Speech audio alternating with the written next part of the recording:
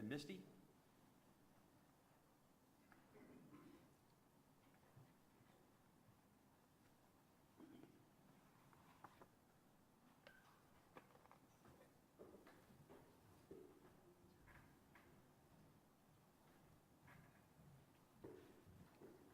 Okay, I found out a minute ago that I was getting to introduce our guest speaker tonight, which I'm very happy to do that.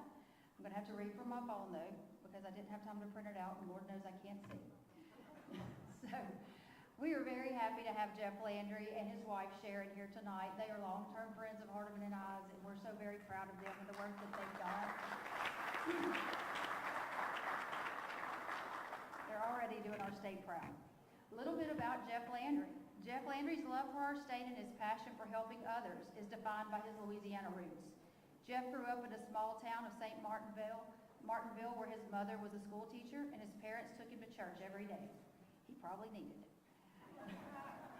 Later, Jeff learned the value of hard work in the sugarcane fields, and then he proudly joined the National Guard serving in Operation Desert Storm. After returning home, Jeff worked as a police officer and a sheriff's deputy, and later started a successful business, and after that he went to law school. And with that successful business is how he met my husband Hardeman. There's lots of stories there too.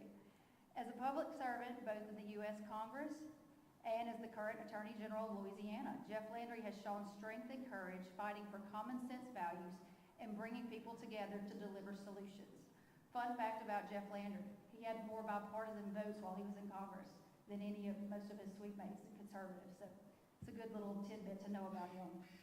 Now Jeff Landry is running as the governor of Louisiana because he knows that we deserve a government as good as our people, and we're not getting it.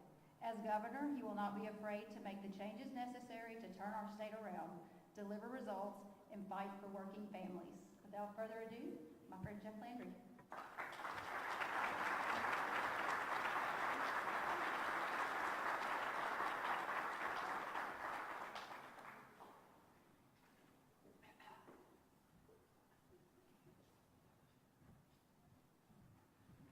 Well, that was a good start off. How y'all today? Are y'all ready to change Louisiana? Are y'all?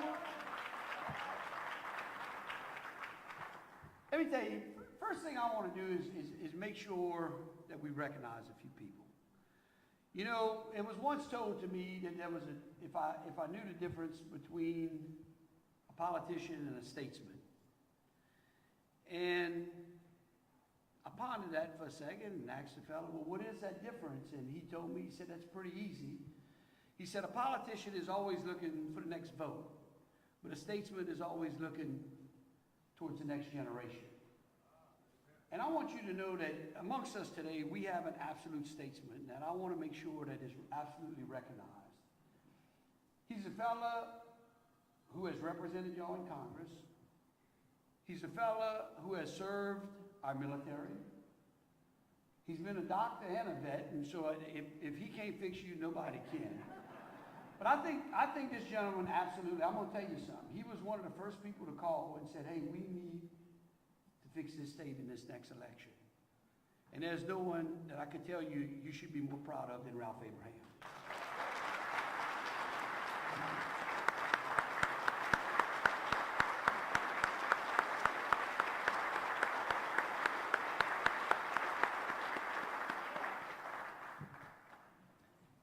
And of course, Big Hardeman can tell no stories until after the election. It's worth a whole lot more.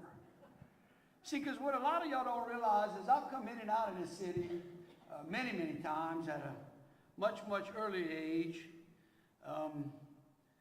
and had a whole lot of fun. And I have enjoyed every bit of the time that I've spent up here. And then when I ran for Attorney General, it was interesting because I'd come up to North Louisiana, and it was the most oddest thing. And they'd say, well, are you going to remember us? And I'm like, well, I don't understand. How can I forget you? You are part of Louisiana. And I didn't realize how much of a sea of difference there was, or seemed to be, between what happened up here and I guess what happened down in Baton Rouge. But I want you to know that stops today. It stops this election cycle. There is no more north or south or east or west. There's one Louisiana.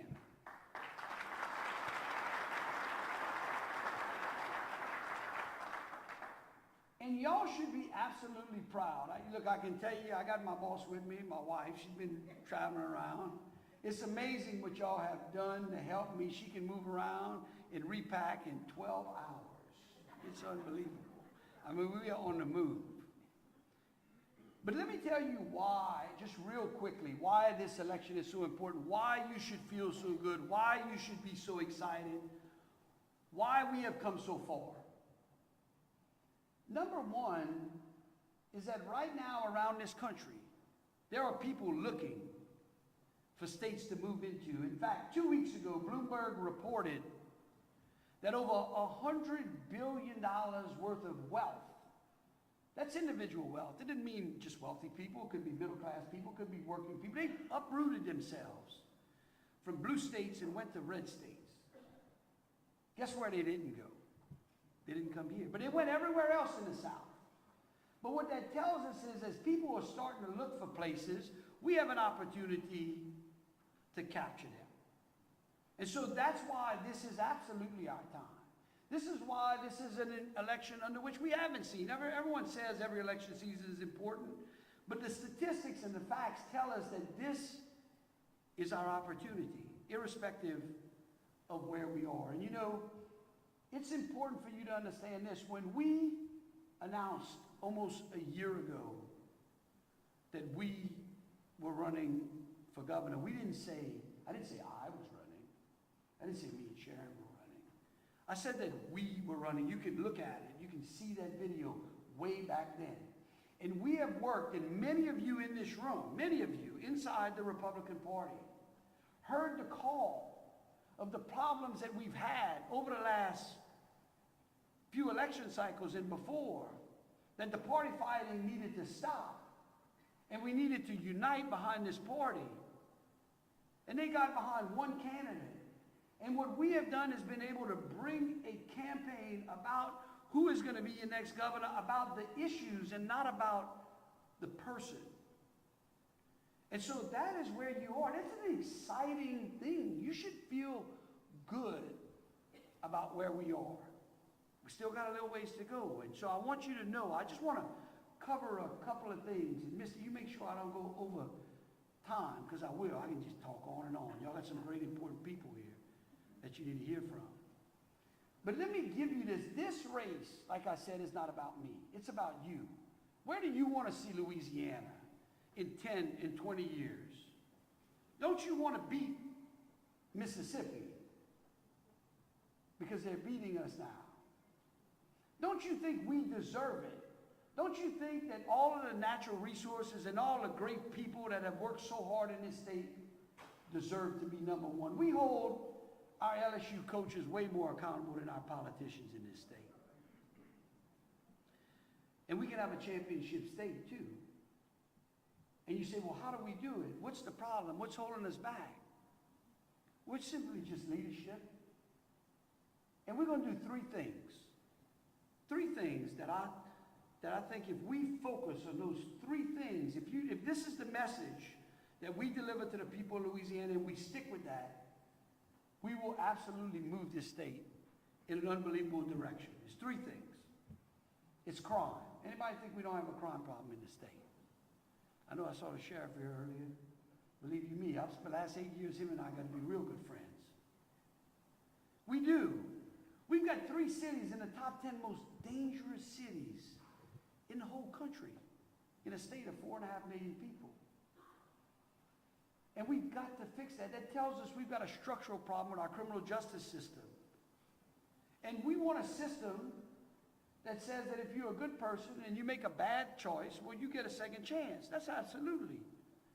But if you're a bad person and you continue to do bad things again and again and again, guess what? We got a special place for you, and it's not on our streets.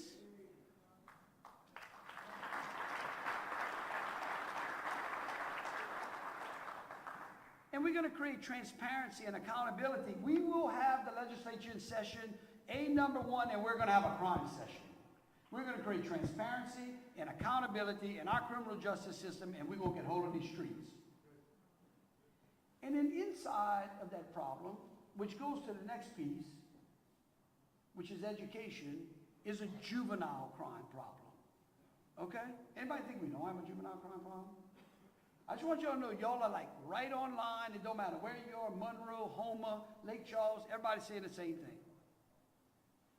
But maybe our juvenile crime problem is part of our educational problem. My mother was a school teacher.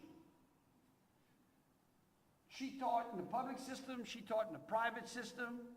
She coached women's basketball. No men on her basketball team unless they want to be cheerleaders. That's the truth. And she would tell you that the most important voice in a child's education are parents. And so when we think about, going back just real quick on the juvenile crime issue, you realize that if a young person gets inside of the juvenile criminal justice system and ends up in a detention facility, there is very little educational opportunities for them. Now let that sink in. I mean, we're training better criminals. Why is it there's a dollar that's attached to every one of our children? Every one of our children has a price that the state pays, or that we pay it, it's our tax dollars. And the state gives to those school districts to educate our children. Well, those children in those juvenile detention facilities, they deserve that money too. And when we create educational opportunities in there that are run by y'all, not by the state. I mean, like, how many of y'all would let the state of Louisiana raise your child? Again, y'all are right in line with everyone else. I had one lady tell me she might. Then after I talked to her, she understood the question.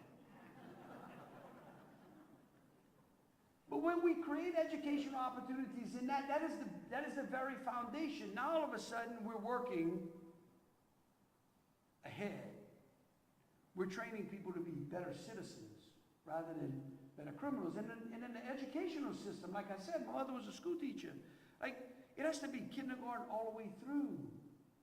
We have to quit talking about K through 12, trade school, universities. No, it has to be every education should lead to a vocation.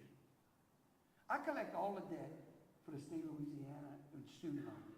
It's the most despicable thing I've ever seen. We pile all this debt on these young people with a degree they get no jobs out of. But we can retool our universities. We can make sure that our universities respond to the needs of the community and the business folks, because that's how the economy grows. You see what I'm saying? You just move it one through another. But you got to get to it in high school. So we're going to work on crime. We're going to work on education, and then it's the economy. Now, this is my favorite one. How many times has someone come up to you and said, I'm running for governor, and I am going to bring the greatest businesses to the state of Louisiana you have ever seen. We're going to bring Silicon Valley to Louisiana, which I don't know that I want Silicon Valley in Louisiana. How many times? Come on. Have y'all seen it? That's true. Come on, y'all get a game. We got elections going on. Look, it's not true. Like, I just told you we got 3 cities in the top 10 most dangerous cities. I just told you our educational system, we got 74% of third graders can't read, 80% of eighth graders can't do basic math. The Bessie board just watered down the LEAP tests. Okay? Now, we're going to attract somebody, but no. But that doesn't mean all this fails. Doesn't mean we don't want people. We take anybody that wants to go. Absolutely. Welcome back. But how about we do something a little unique? How about we concentrate on you? How about we concentrate on the businesses and the industries that built this state? The men and women who have suffered under natural disaster after natural disaster, bad government after bad government, poor regulations, terrible tax codes, and stuck it out. How about we say, what can we do for you? How do we say, look at the great industries that built this state and say, how can we expand those industries through you? Like, how many of you have been in business and had the Louisiana Department of Economic Development call you and say, can we help you? Listen, we fixing to have fun. Going to DMV is going to be like going to Disney World when we're done. Okay? That's the difference. The difference, and let me just share this quick little story with you to show you what we're up against. This good friend of mine, Ben Bordelon, played football at LSU. Bought his uncle's shipyard down in South Louisiana. Decides he's going to expand. Looking for a place. Got a shipyard in Pascagoula, Mississippi. Has an opportunity for him to buy. Now, he's an LSU guy. He loves Louisiana. Boy grew up down the bayou. He's like, Jeff, I went there because they just got it going on. Great opportunity. So he closes on the shipyard on like a Thursday or Friday. On Monday morning, his phone rings at like 7 o'clock in the morning. He looks at it, it's a 601 area code. Picks it up, he says, hello, the guy there at the end of the line says, is this Ben, I'm looking for Ben Bordelon. Ben said, well, it's him. He said, well, this is Governor Tate Reeves. Ben says, who's this? Who's this, Paul? I said, no, this is the governor of Mississippi. Ben says, come on. He said, listen, am I in trouble? Because if the governor's calling, I'm normally in trouble. He said, no, Ben. I wanted to call and tell you welcome to Mississippi.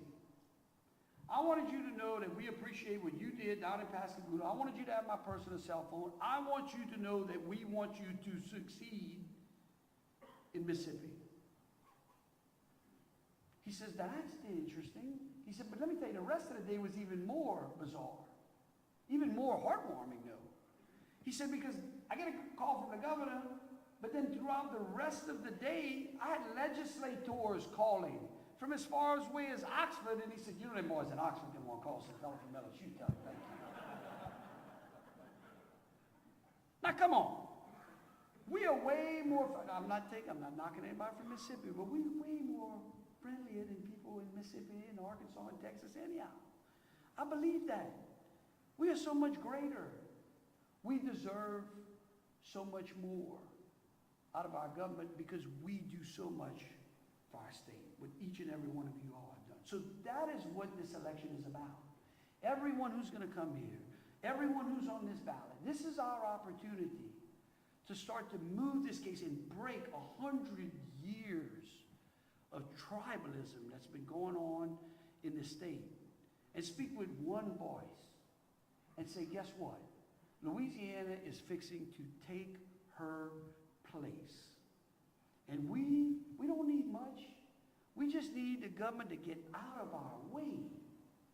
And we want our government to work for us. And so that is why, look, Sharon, we started early this morning. We're going right back down. I mean, look, it's great going up and down this road. I remember coming up here when it was a 2-lane. Remember that? Tell some of the staff, you see this nice 4-lane? It didn't used to be like this. And let me tell you, real quick, if I had to pick places where there is the greatest economic opportunity in Louisiana, I want you to know, it is in north and central Louisiana.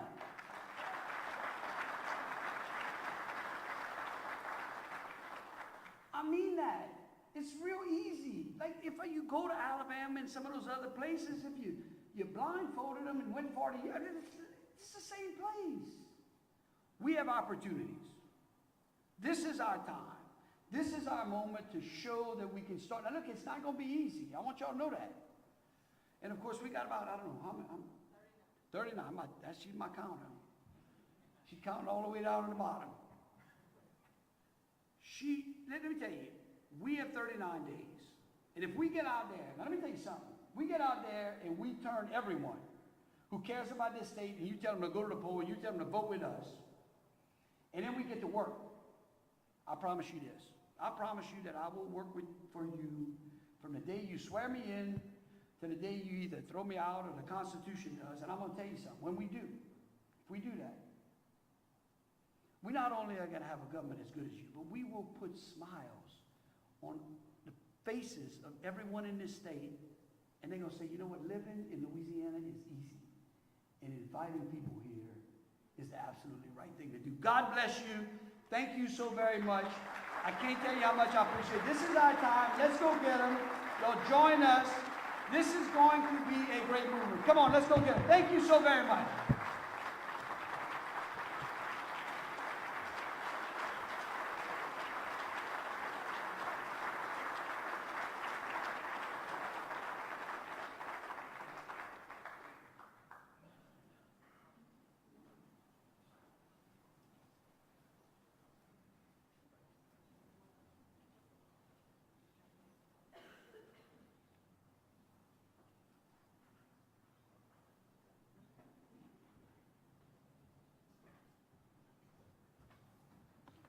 Thank you so much. That was great. Okay, so let's get the party started. So here's what we're going to do. Statewide official or statewide candidates will get 5 minutes. Locals will get 3 minutes. We're going to start at the top of the program under Lieutenant Governor, and we're going to go straight on through. There will not be any introductions. As we start, just please, and you see the next couple of people file through, please be ready to come up and speak.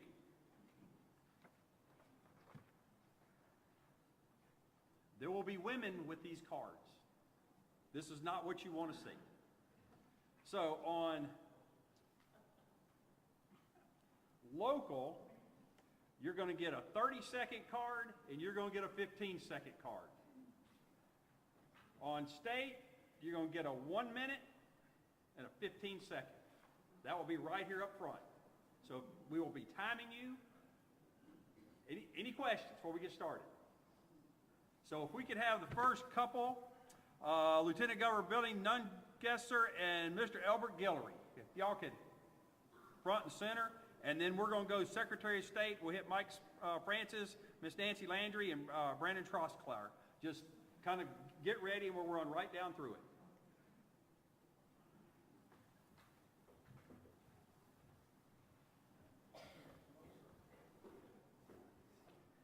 Well, you know, campaigning can be hard on your body, and, you know, as you can tell, Billy Nungesser has lost about 40 or 50 pounds. Last minute thing, and you know, a lieutenant governor still has a job to do, and he's still an elected official, and he had to stay where he was at. So he gave me the call, and we won't need any cards. You know, he's been up here many, many times. What he does in this state is focus on one thing, and that is the reputation of this state, not only here, but outside of here. He's talked about trying to make sure that we are a cleaner state. So they are working as hard as they can, and we've got a lot of groups around the state that are trying to make sure that we clean our state up. Because it's hard to invite people home or invite people over to your guests if you don't do what? Clean your house up first. And we need to clean our house up. And I think that's what the Lieutenant Governor is trying to do. And then also trying to focus on our tourism, which is so important. I mean, I think we've had, in Texas, we've gotten right around $500 or $600 million in taxes paid by someone else coming into this state. And we need that kind of a focus on not just the big things, not just like the Super Bowl or something like that, but every community in this state has got something to offer. And the first thing that we've got to offer is our people. The people of this country love to come and fellowship with this state and the people in this state. And our greatest asset are our people. And what the Lieutenant Governor wants to do is continue to focus on small things that each community is doing. And if it's a parade in Eunice, or a parade in Farmerville, or something going on, fishing, or whatever else it needs to be, he's going to be there and trying to focus on those kind of things. And that's what he's done for the last 8 years. You know his process, you know his projects, and you know his focus on this state. And I hope that you will re-elect our Lieutenant Governor, Billy Nungesser.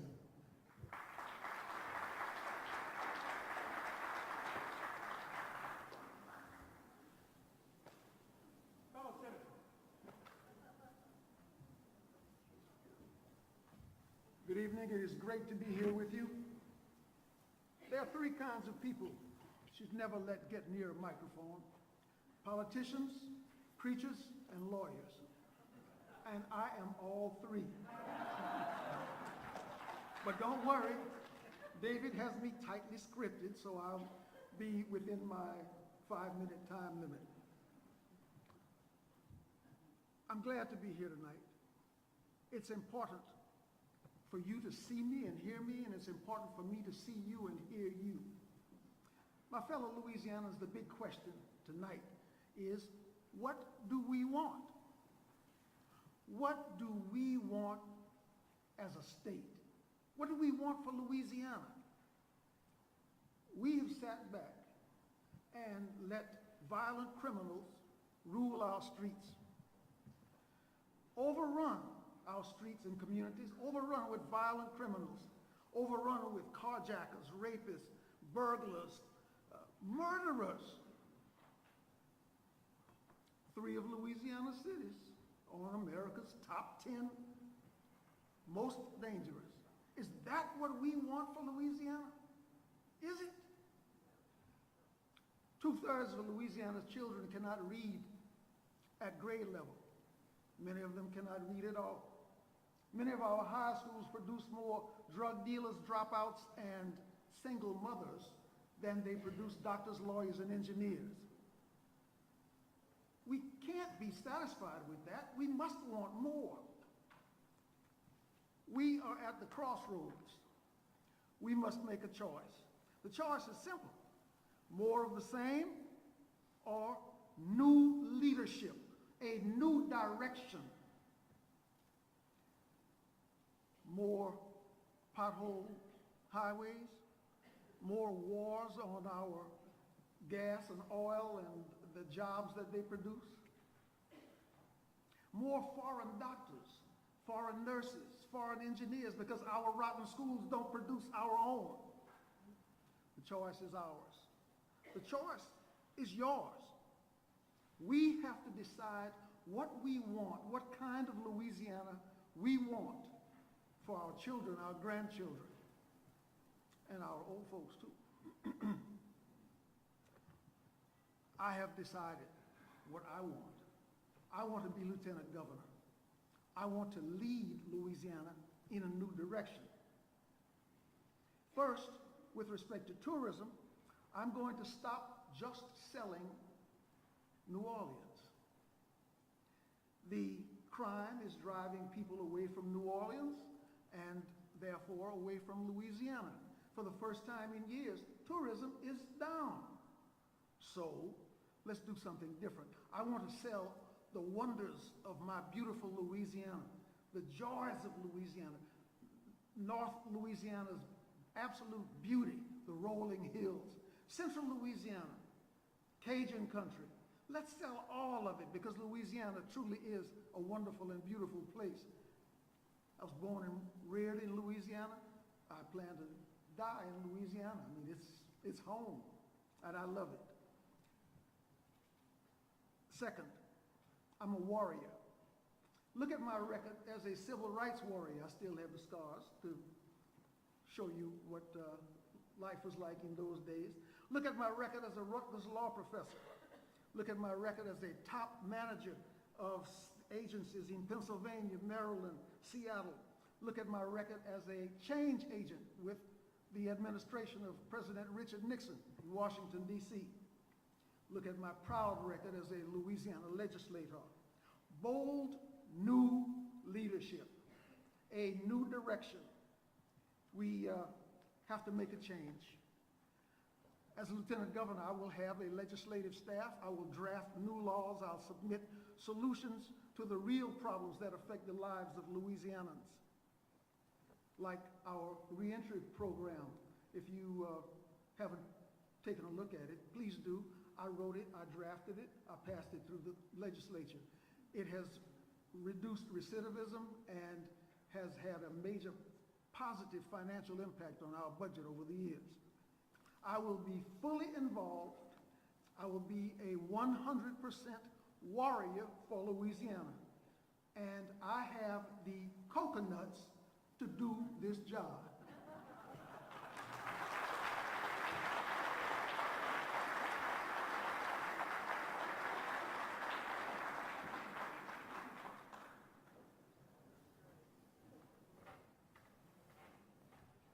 Mike Francis, I've got my timer set. I'm running for Secretary of State. When I get this close to Gina, I feel like I'm at home. I was born and raised in Gina, Louisiana. Graduated from high school, 17 years old. No job, no car, and I packed a bag and hitchhiked to Morgan City, Louisiana. Got a job on an offshore drilling rig as a roustabout, 17 years old that summer. That fall, I came back to Monroe and enrolled in Northeast. ULM now. I lived in a dormitory that's sitting right about here at Bonaire Hall, which has been torn down. It was the only building across the Bayou Pointe at that time. And after I finished my education, got back in the oil and gas industry. Worked in several different jobs. When I was 30 years old, I started my own business. One truck, one driver. The truck was mine, and I was the driver. I lived a wonderful life in business. I'm so thankful for all God's blessings, all the hard work that people did working for me, and all the prayers that were answered. When I sold my business, I peaked out at 486 employees. Did $100 million in business in my best year. Had over 200 18-wheelers. We worked in every oil-producing state in America, Mexico, Canada. It was quite a dream. About midway through there, in my 40s, I started complaining and griping about politics, decided I'd get involved with the Republican Party, do something about it. I ran for the State Central Committee, and I was elected there. That's almost 30 years ago. And I met one of y'all's friends here, Miss Kay Katz. We started out together there. And I was invited to get on the executive committee as the state finance chairman, not knowing at the time that nobody wanted that job. Bill Clinton had just been elected president.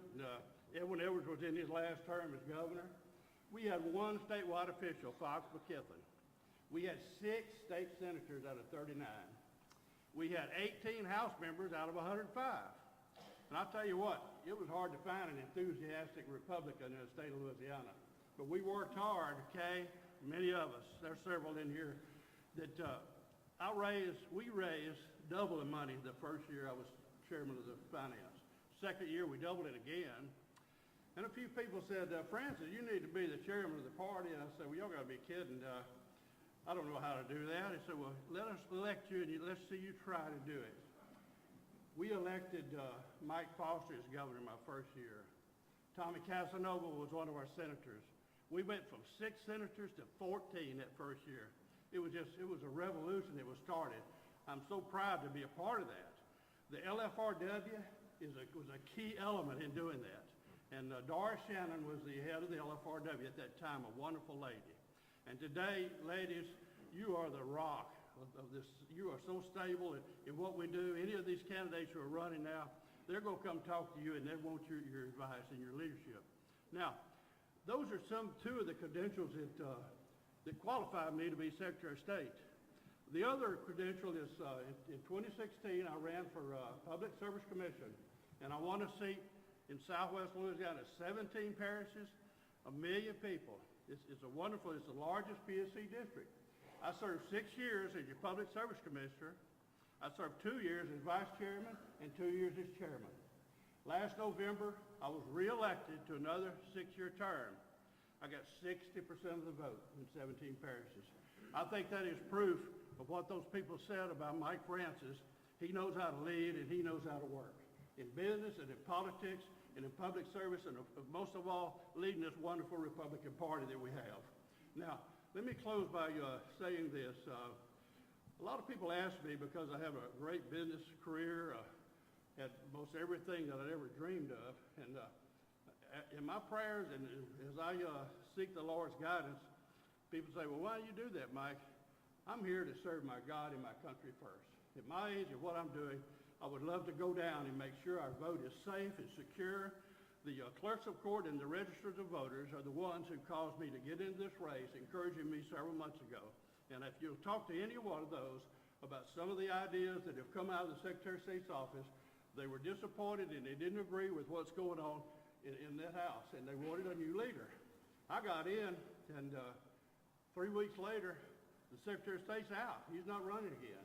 And some of his staff are still there. They need to go too. So my time's up. I've got to ask you to remember 3 words, folks. 3 words. I like Mike. I like Mike. I like Mike.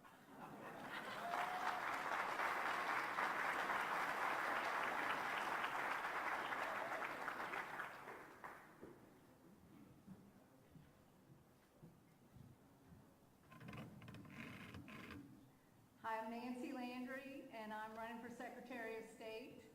And just a little background information for those of you who don't know me. I grew up in Lafayette. I graduated from LSU and LSU Law School, and I had an award-winning small business in Lafayette for some time before I decided to run for the Louisiana legislature. I served 3 terms in the legislature as a state representative representing Lafayette and Vermilion parishes. And at the end of my 3rd term, Secretary Ardoin appointed me to be the first Assistant Secretary of State, which is the second in command at the Secretary of State's office.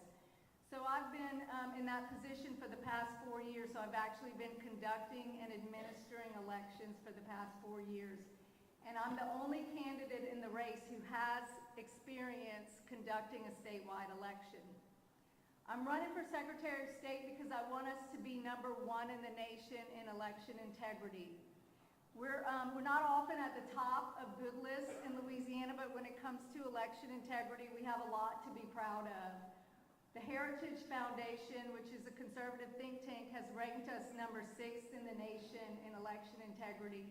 And the Electoral Integrity Project has ranked us 1st in the South. And the Louisiana Legislative Auditor gave us high marks for our election integrity policies and procedures in an audit that they did after the 2020 presidential election. So we do elections well in Louisiana, but I think we can do them even better, and I want us to be #1 in the nation, and I have a plan to get us there. My #1 priority as Secretary of State will be to get us a new voting system. Our current voting system is 30 years old, and we really need to replace it. And the system that I'd like to see us replace it with is one that has the technology that we're used to, the speed, accuracy, and efficiency that we're used to with the machines, and we'll still get our results on election night. But it would also have a paper backup, and that paper backup can be used for the voter to verify the accuracy of their vote before casting their vote. And then our office could use that paper backup to conduct a post-election audit. That's best practices in most states now, and I believe that if we just make that one improvement, that we'll be #1 in the nation in election integrity. But I also have plans to do other things. I would like us to ban the use of private funding for elections. We've worked with the legislature the past 3 years to pass legislation to do that. Unfortunately, the first 2 years, that legislation was vetoed. So this year, I had the idea to do it as a constitutional amendment, and Representative Blake Miguez agreed to do that. So I'm happy to say that you'll see constitutional amendment #1 on your ballot this fall is a constitutional amendment to ban the private funding of elections. And I urge all of you to vote yes on that, because election officials should never accept private funding from individuals or organizations unless that funding has been through the legislative process and been appropriated in a nonpartisan way. And I also want to clean up our voter rolls. We have tools to clean up our voter rolls. We do an annual canvass, but we ask the legislature to give us even more tools so we can verify even more voters on our voter rolls. And 3 years in a row, Representative Les Farnham passed that bill, and 3 years in a row, Governor Edwards vetoed it. And unfortunately, in the last veto override session, the House leadership did not make it a priority to override the veto on that particular piece of legislation. So it didn't pass yet, but we feel confident that with a new Republican governor, that legislation will get passed and signed into law. And as Secretary of State, I'll continue to work to clean up our voter rolls so we can have cleaner and more accurate voter rolls. So the one thing I want to leave you with today, though, is that the presidential election, the 2024 presidential election, is right around the corner. And we just can't afford to have a Secretary of State who needs on-the-job training. I'll be ready from day one. I'll be ready for the presidential preference primary, which is in March of 2024, just 2 months after the new secretary takes office. And I have a proven record. During my time in the legislature, I was recognized by pro-business groups like Lobby and NFIB and the Louisiana Family Forum for my solid conservative voting record. As chairman of the House Education Committee, I fought hard for parental choice in schools and stood up to powerful special interest groups. I earned a reputation as a social and fiscal conservative who's not afraid to stand up for what I believe in. And I stood strong against John Bel Edwards' tax and spend policies. So I'm the right person for the job. I'm the only person with the experience and qualifications to take this agency to the next level. So I'm asking for your support and your vote. Thank you for having me here today. I appreciate it.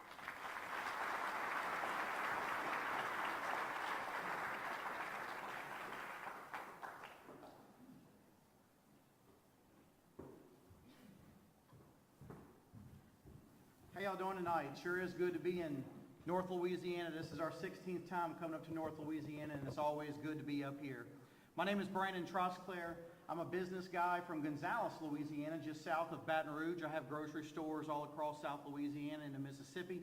I have one of the top 50 largest companies in the Baton Rouge metropolitan area. I serve on the State Central Committee. I also serve on our local RPEC. I'm on the board for the Louisiana Family Forum and also on the Government Relations Board for the Louisiana Retailers Association. 2 years ago, when President Biden's massive government overreaching vaccine mandate, when he came after your businesses and your jobs, I was the guy that stood up to Joe Biden. I thought I'd be one of tens of thousands. I ended up being the first of only 6 people across the country to stand up and say that our government, this is a massive government overreach, and Joe Biden doesn't belong in my business, and I don't belong in the medical decisions of my employees. I firmly believe that that's between their family and their doctor, not Brandon Trosclair. So we were the first of 6 people to file suit in that vaccine mandate. We quickly won in the 5th Circuit and overturned that vaccine mandate. We fought ourselves all the way to the United States Supreme Court, and we won. And thank you. It's estimated that we saved over 80 million jobs across the United States, and it was an honor of a lifetime to not only stand up for my businesses, and my employees, but stand up for the United States worker. It was an honor of a lifetime to do that. I'm running for Secretary of State not only to make Louisiana a better state for my children, my 2 beautiful children, but I'm running for Secretary of State because no elected official in the state of Louisiana is doing anything about our awful elections. I firmly believe that we have awful elections here in Louisiana, and I'll tell you why. You're going to hear my opponent say that the Heritage Foundation says that we have the 6th best elections in the country. And that's what the Heritage Foundation says. But what it also says on that call-in survey is that our overall score was a 75. That's unacceptable to me, folks. It should be unacceptable to you as well. It also says that we have an F in the accuracy of our voter rolls. An F in the accuracy of our voter rolls. Over 700,000 people in Louisiana are inactive and ineligible in our voter rolls. 1 in 5 people in Louisiana. That survey also says that we have an F in proof of citizenship. An F in proof of citizenship. We have an F in voter ID here in Louisiana. That's unacceptable, folks. Our Louisiana Legislative Audit Report, if you just scroll to the 5th page, it says Louisiana doesn't audit our elections, nor do we even have the ability to audit our elections. That's unacceptable. I'll go further. Do y'all know that Louisiana is the only state in the country that we can't audit our elections? The only state in the country we can't audit our elections. So what we have here is we outsource our registration to a third-party vendor, giving us an F in the accuracy of our voter rolls. We outsource the counting of our votes to a proprietary software, and then we have the only elections in the country that you can't audit our elections. The people of Louisiana deserve better than that. We deserve better than that. That's the bad news. The good news is there's one candidate in this race, that acknowledges the problems that we have and gives solutions to fix those problems and has the courage to back it up and get it done. What are the solutions to those problems? We're going to get rid of these machines. We're going to give you a hand-marked secure paper ballot, just like the Louisiana Voting Commission voted for and passed ultimately in Act 480. We're going to clean up our registration like Title 18 gives us the authority to. We're going to clean up our registration and we're going to keep it clean. And for the first time in decades and decades and decades, within 24 hours, you'll have an image of every single ballot cast in the state of Louisiana on the Secretary of State's website, and you will be able to audit your elections for the first time in a very, very long time.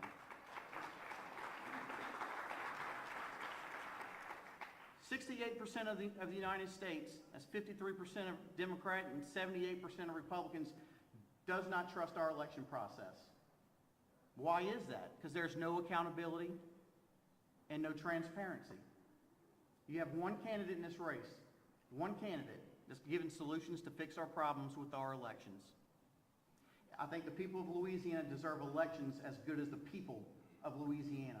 You can go to letsgobrandon.net. Of course, that's a good Cajun way, G-E-A-U-X.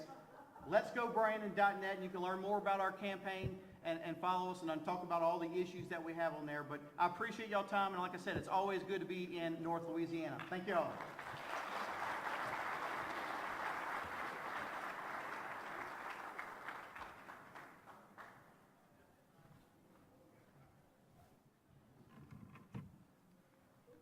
Came off in my hand. My name is John Fleming. I'm running for Louisiana State Treasurer. It's great to be with you this evening. Many of you I'm becoming reacquainted with, and really just enjoy connecting with folks. So I think the best predictor of the future is past performance. So let's look at that. I grew up in a working class home. I sat around the table with my parents trying to decide which bill to pay first and how we got through that.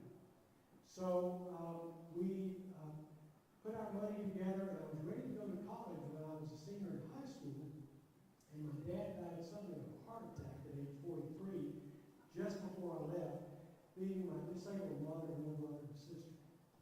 So what we got to work on that, God blessed us, and we found a way. I worked my way through school, work study, working in the summertime to do it. It was very character building, and I learned how to problem solve in that process. So after college, I was admitted into medical school, something I wanted to do since I was 10 years old. And after medical school, I joined the United States Navy, and I was a Navy medical officer. I had the privilege of delivering babies on Guam in the middle of a hurricane. That was a lot of fun, it really was. So, but I found out that the Navy will not issue you a wife, you have to find her yourself. So I found a pretty little brunette on the ward at the VA hospital, married her. We've been married for 45 years, and we have 4 kids and 5 grandchildren. We're very blessed with that. Thank you. So I heard about this little town, Minden, Louisiana. Have you ever heard of it? So I wanted to finish my 6 years in the Navy, start a medical practice in a small town in North Louisiana, Minden. And we did that in 1982, and it was quite successful almost instantly. But along about the mid and late 80s, I became interested in being an entrepreneur. So I opened the first Subway store in North Louisiana. We built up to 35 ultimately, and if you've ever eaten the Subway in Monroe, West Monroe, chances are you ate one of our shops. So thank you very much for that. And I know you're healthier for it. We also built up other businesses and real estate, and I learned a lot about how the economy works. In 2008, I had the opportunity to run for Congress as I was very concerned about the future of our nation, and I was elected and served 8 years. But you know what? I wasn't just concerned about Barack Obama and Nancy Pelosi. I was concerned about some of our leadership as well. As a result of that, 9 of us came together and we created the House Freedom Caucus. Have you ever heard of it? Okay, Ron DeSantis, Jim Jordan, Mark Meadows are among the founders of the House Freedom Caucus. And they did a lot of good work, and they're doing great work today, and we've actually brought them to Louisiana. And you'll hear much more about them. So after my 8 years in Congress, I had the opportunity to serve under President Trump. He appointed me to be Deputy Assistant Secretary of Health and Human Services. I did that for 2 years. Then he appointed me to lead the Economic Development Administration. And I did that for a while, and then he pulled me over into the West Wing of the White House, where I served as Deputy Chief of Staff, alongside Jerry Kushner and Mark Meadows, and the Oval Office was 20 steps down the hallway. Now, that was a fantastic opportunity, but I also served on the Coronavirus Task Force, and guess with who? Dr. Fauci, of course. Wake up, folks. So I heard Dr. Fauci say that when asked, we don't need masks, they don't work. And then a week later, he says, not only do you need 1 mask, you need 2. So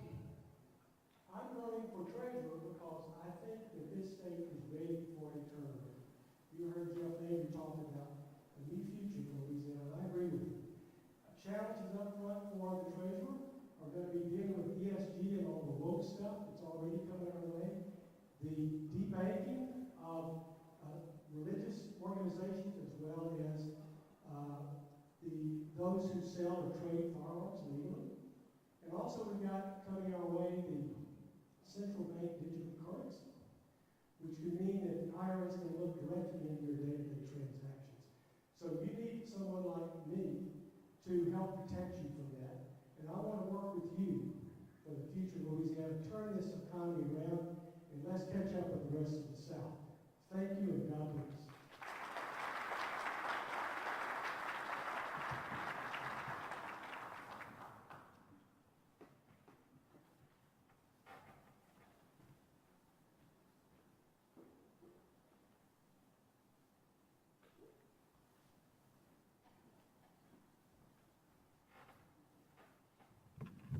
Well, good evening, everybody. I think that I've got the opportunity to meet a lot of you over the past 15 months of me traveling the state. Particularly this last week, I spent the majority of the last week up in this area between Rushton and Shoudron. I got to tour ULM, over to Grambling, and Louisiana Tech. So being up in North Louisiana has been wonderful. So my name is Scott McKnight. I'm State Representative of District 68, which is dead center of Baton Rouge, where I live with my wife of 17 years, Elizabeth, and our 3 wonderful children. So I've been in the financial services industry for the past 25 years. Currently Vice President and Director of Business Development for Cadence Insurance. So while I grew up in Baton Rouge, some of my most favorite childhood memories actually come from just southeast of here. So my mom's side of the family is from Tallulah, and I spent my summers down in Tensall Parish on Lake Bruin, and had a great time running the roads around St. Joe and on the lake. And this area is one of my favorite parts of the state. So being able to come back up here quite frequently over the past 14 months has been wonderful. So part of growing up in that wonderful family is my family taught me to give back to my community, to serve. And if you are not willing to give back and do something for your community, you can't complain about the problems that are there if you're not going to do something about it. So it is what drove me to serve my community. I spent many hours and days in many nonprofits, whether from companion animals to coastal conservation, some of our favorite Ducks Unlimited, all that kind of stuff. But the one that really is closest to my heart was the decade I spent as an East Baton Rouge Sheriff's Deputy, as a reserve deputy. For 10 years, I put on a uniform and patrolled the streets of Baton Rouge. I got time to do that, spend time training our deputies in our training division, and I ended my career at the Sheriff's Office assisting our detectives in human trafficking and internet crimes against children, which is a huge problem that does not get enough attention in our state. So that drive to serve sent me there. It sent me to also then run for state representative, where I've been at a state rep for the last 4 years in Baton Rouge, tackling everything that got thrown at us the past 4 years. I think you can imagine that what we saw was just about everything, from the storms that hit us to COVID to everything else that's been a problem. And we work very well with y'all's local delegation to get some great things going on and come up with some solutions. So that drive to serve is now driving me to run for treasurer. It was about 15 months ago when I heard that Treasurer Schroeder was moving on and taking a shot at running for governor. It was at that time I said, you know what, my 25 years in the financial services industry and my time in the legislature has uniquely qualified me to be able to step into that job. The great thing is that the next treasurer is walking into a very well-functioning office. Treasurer Schroeder has done a fantastic job. We know about the ESGs and what he did. He moved close to $1 billion away from BlackRock. Well, Louisiana is an oil and gas state, it's a timber state, it's an agricultural state, and all of that ESG works against those factors for our economy. We've heard about digital currency, whether that's crypto, which is the private market, or central bank digital currency. That's an issue that we're going to be fighting. Activist corporations. So those are the things you generally hear about the treasurer's office. But what you don't generally hear is how the treasurer can work with our other statewide elected officials, our next conservative governor, our next attorney general, our next insurance commissioner, who have already been meeting with. Because we have an insurance crisis all over this state. Auto insurance, home insurance, business insurance. And what it's doing is driving businesses and people out of the state of Louisiana. It's a time that we start coming up with new solutions to these problems that we have. Again, I've already started working with Tim Temple to come up with solutions on how we can use the state's assets, the treasury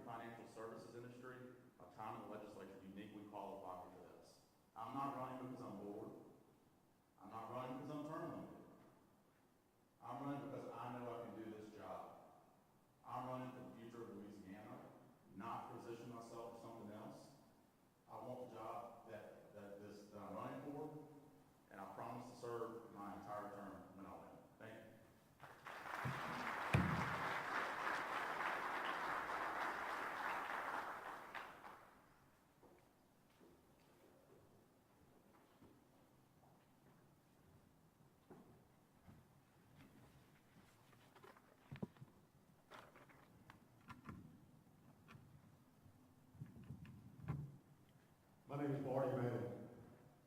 I'm running for Attorney General. I think they call this a God wink when the minister uses the scripture that I was planning on giving y'all in his prayer. Man, I'll tell you what, I love 2 Chronicles chapter 7:14. What a blessing. And I'm going to tell you this, it's also, I'd like to just play that tape back because about 75% of what Jeff told you about crime is what I intend to do as your next Attorney General. It is on everybody's mind. Look, you got 3 fine Republican candidates. Ms. Bureau, she's going to get up here and speak to you in a minute. Mr. Stefanski, and myself. 3 fine Republican candidates to choose from. Our resumes are a little bit different, and I want to spend the time that I have distinguishing myself from them. 28-year career prosecutor. 28 years I served.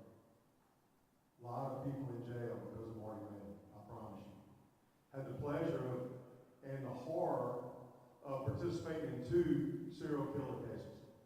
I have one on death row. I've got multiple people in Angola behind first and second degree murder cases.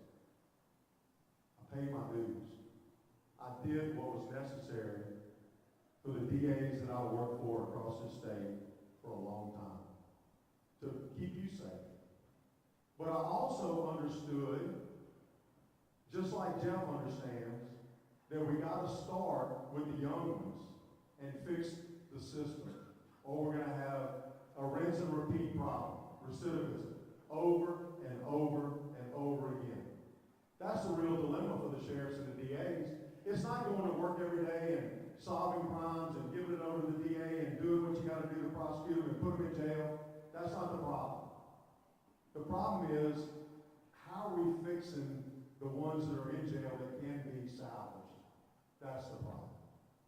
And that keeps you from having the situation where you feel like you're drinking from a fire hydrant. 150, 200 people on my docket every month. It was crazy, y'all. And that's what you got with every single ADA across the state. Every one of them. Look, I ran an early intervention program for my DA in West Baton Rouge, Point B, and Everville. And we took the kindergarten through 5th grade kids. And all the truancy problems and all the behavioral problems and all the situations where they were steering off track, we used the DA's influence to pull them back on track. Great program. I promise you, the DAs are not territorial about that program. They will let me, as Attorney General, assist them to make that a statewide program. The juvenile justice system has two towers. One that deals with, meting out justice, putting them in their detention facilities, and the other side deals with mental health. It's time that we stop duplicating services. It's time that we tear the juvenile justice system down, build it back up as one tower, and reinvest those resources in programs that make sense. It's also time that we walk and chew gum. We got to put the bad ones where they belong, just like Jeff said, he understands, and we've got to take the other 85% of them that take a plea or go in for a shorter period of time.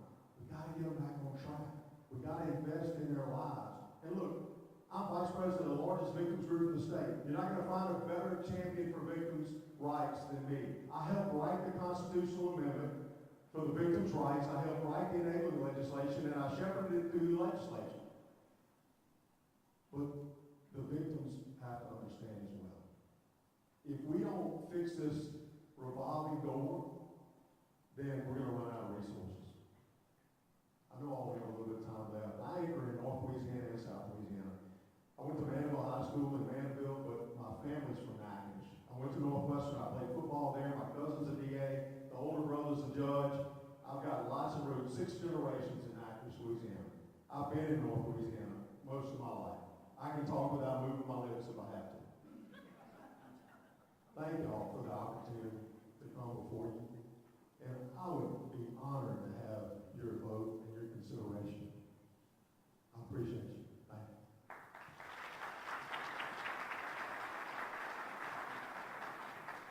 Oh, look, I'd be remiss, small business walking up here, I'd be remiss if I didn't give you this great lawyer joke. Santa Claus, a tooth fairy, an honest lawyer, and an old drunk. walking down the street together, and they simultaneously spot a $100 bill. Who gets it? Who gets the $100 bill? The old drunk, of course. The other three are fantasy creatures. Thank you, Liz. Hey, I'm Liz Merle. I am running for Attorney General as well. I've worked with Jeff Landry for the last 8 years, and I've been up here quite a bit too because I have entrusted some of our most precious assets to Monroe and to Ruston. My nephew goes to UL and Monroe, and my son goes to Louisiana Tech, my youngest son. So I'm a wife, I've been married for over 30 years. I'm a mom of 4 children. My oldest son just recently turned 30, and my youngest son will just be turning 20 in October. One of the reasons why I'm running for Attorney General is because I want to fight and continue the fight that I've been carrying for our state with Jeff since he got elected to the Attorney General's office. So what do we fight for? We fight for life, and when we fight for life, that means we're fighting for public safety, and we're fighting for the unborn. And I've done both of those things in the United States Supreme Court. I've done that in the state courts, I've done it in the Louisiana Supreme Court, and I've done it in the United States Supreme Court. And I'll keep doing it as your Attorney General. I've worked with the DAs in over 250 cases just in the United States Supreme Court to keep people in prison where they belong. Because it doesn't just stop after we get a conviction. It carries on for years and years and years where we have to fight to keep those people in jail. And so I've worked with our DAs to do that. I have fought for the unborn relentlessly.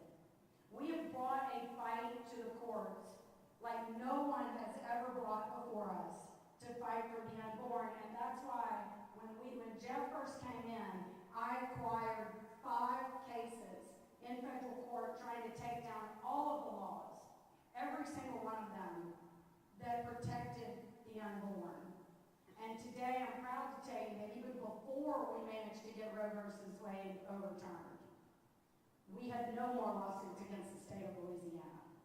And that's because we fought doggedly for the unborn, and we fought doggedly, and I will continue to fight that fight to protect life from conception. I have fought for liberty. So I have fought the vaccine mandates, every single one of them. We fought those in the United States Supreme Court. I have fought against all of the energy policies that the Biden administration has brought to attack jobs in our economy. And I've fought the open border policies that are allowing drugs and criminals to come across the open border. All of which is part of our fight against federal overreach. I will continue that fight as your Attorney General. But what I believe that I have is fight in my soul. I bring it to everything that I do in the Attorney General's office. I never stop fighting, and that's why my motto is this: you can't win if you don't fight. We have lost every fight that we did not have. We lost it because we didn't even try. And we can't know what the outcome will be, but we know that if we have the right person who has the experience and the wisdom and the fight to bring that battle, that we have won when we started. Because we knew what fight to pick and we brought that fight.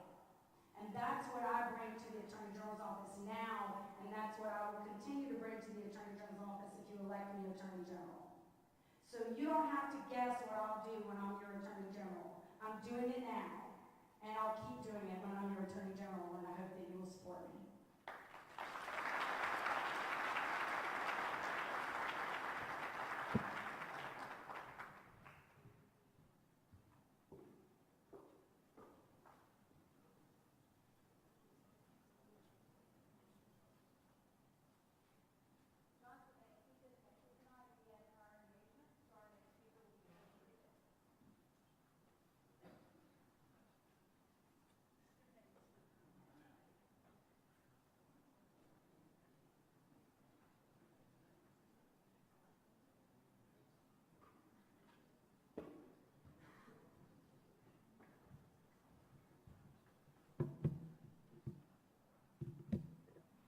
Good evening. I was very confused for just a moment there. Before I start, I would like to thank the Republican Party, the Republican Parish Executive Committee of Ouachita for hosting this. Thank you so much. Also, the wonderful music by Clara McBroom. Thank you so much for that. And all the hard work of everybody that has been here tonight, early today, putting this event on for multiple days. Thank you so much. I would be remiss without thanking my sweetheart wife, Kelly, who's with me tonight. Without her permission, I would not be on this adventure to run for the Board of Elementary and Secondary Education. I would also like to thank Dylan, my son, Mary Linda McCann, a good friend of mine up here in Monroe, Mr. Gene Ford, a retired assistant principal from West Monroe High School, Mr. Darren and Mrs. Leanne Ford for being here with us tonight and providing tremendous support. Who is Toby Brazel? Who am I? I'm a young man that grew up on Cane River, south of Natchitoches, on a cattle ranch. I don't know how old I was when I started riding horses. Graduated high school from Clutchville High School, went on to Northwestern State University, graduated with a degree in business finance and a general studies aviation degree. My dream was to go become a Delta airline pilot. When I graduated Northwestern, Eastern Airlines out of Miami went bankrupt, 5,000 jet jockeys went looking for a job. So never mind about that idea. I'm a commercial instrument rated pilot though, still to this day. So because of my finance degree, I ended up going into the financial services industry as an investment advisor. Been in that business for 26 years. It's been very good to me and my family. My wife Kelly and I are unique. Some people call us the tribe because we have 8 kids between us. We have 5 adopted children, fostered and adopted, 3 international adoptions, a private adoption. My family is multiracial and multinational. We have kids that have been homeschooled, lab school, public school. We have children all the way from 7th grade to those that have just completed their master's degree at LSU with public administration. I am running for District 5 Bessie to serve a very large district with the most wonderful people you could ever meet in America. I will work to provide transparency related to accountability for teachers, students, and parents. Our teachers and administrators are people who deserve respect because they give their time and their personal resources to support our kids, and we must support them. Early childhood education is the key to the future of this great state. We must become the best in the nation regarding early childhood education. Parents, as a parent, you deserve the right to make decisions concerning your child's education. We need to continue to foster the growth in our community college system because our workers are needed in this state.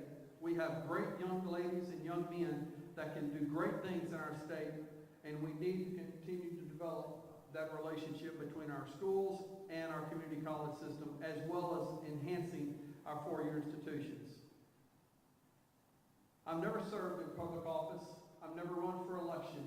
I'm a business owner and I'm a dad with kids in school. I'm you.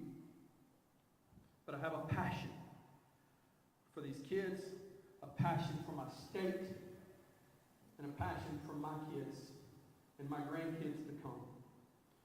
You allow me to serve, I will get up every day and I will go to work to be the best I can be for you, your children, and your grandchildren. Thank you, God bless you, and God bless Louisiana.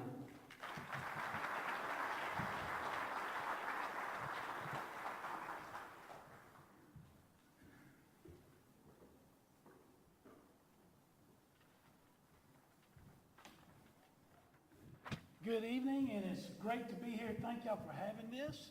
My name is Lance Harris. I'm going to try to get through in 5 minutes, but I have to warn you, both my granddaddies were Southern Baptist preachers, and we were raised not to look at the clock too much, but I'll do it tonight for sure. But if that doesn't work, somebody make that food a whiff of that, and I'll quit real quick and get busy. But most of y'all know me. A lot of people know me. I'm Lance Harris. I've served in the legislature the last 12 years. Of those 12 years, 11 of those years I was in leadership. 7 years as the Republican majority leader in the House. That was my freshman year, 3 years, and the 4 years under the first 4 years of John Bell Edwards. And I must tell you, I'm only 30 years old, but that 4 years put this gray hair on my head, I promise you. Also in the legislature, I've been on several committees, appropriations. I've served in very many different capacities. I've been chairman of the retirement system. I was on all the boards of the retirement system, but I've been chairman of the retirement committee. And now I currently serve and have been serving as chairman of the House Education Committee. And folks, let me tell you, we've got some work to do in Louisiana. We've done some good work. But I have to tell you, we are on the cusp right now. We have the opportunity to make great changes to the state of Louisiana's education system. Think about it. We got a new governor coming in. We have a third of the legislature is going to be new. We have a brand new Bessie board. We have an opportunity to affect the education of our kids like never before. And we need to make sure the right people with the right experience are in place to make that happen. You know, as I served in the legislature as chairman of the Education Committee, I can tell you it's not easy when you deal with education. It is a tough job. You have to have thick skin and you've got to have a backbone. You know why?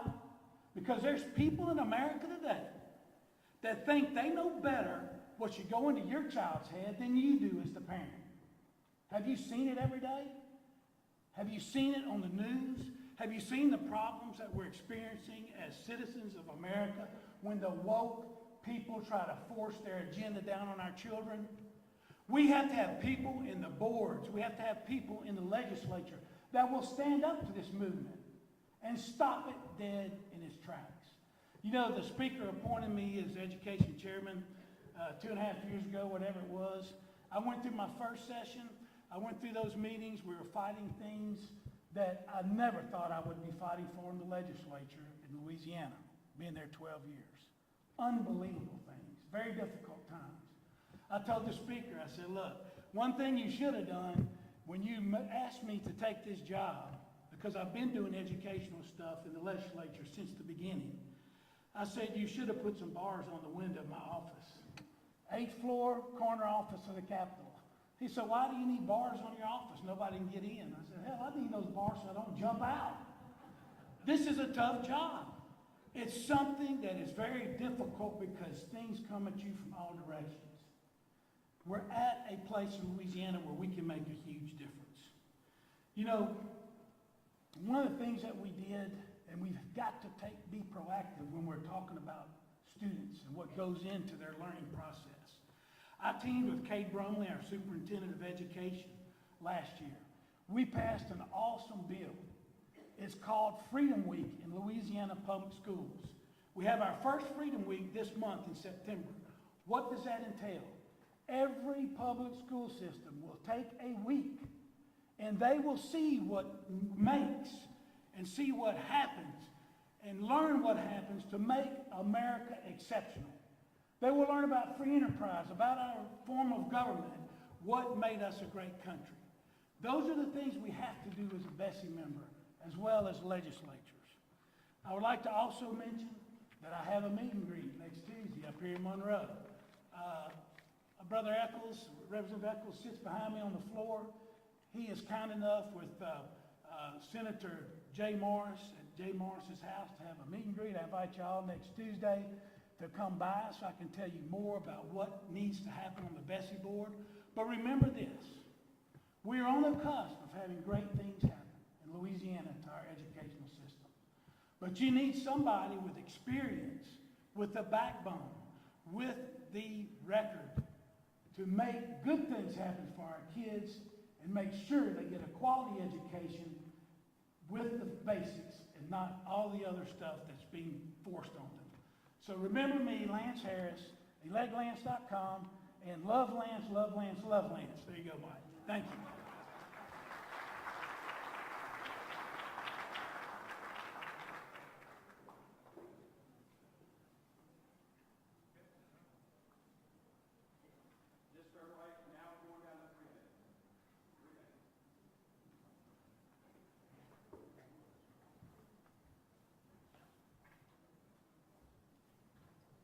Rod Stewart jumped up here, and I thought I was up here at the wrong time. My name's Mark Michaud. I'm the Chief Deputy at the Ouachita Parish Sheriff's Office. I've been employed there for 34 years. We do have some more information over here on the table for you. Since I only have 3 minutes, I'm going to get started. I appreciate the opportunity to come speak with you today, and I'll be brief so I don't take up too much of your time. I know that I'm truly blessed to work for the Ouachita Parish Sheriff's Office. I know that now. After all this time, it's a different organization. It's a different culture there than other organizations and other police agencies.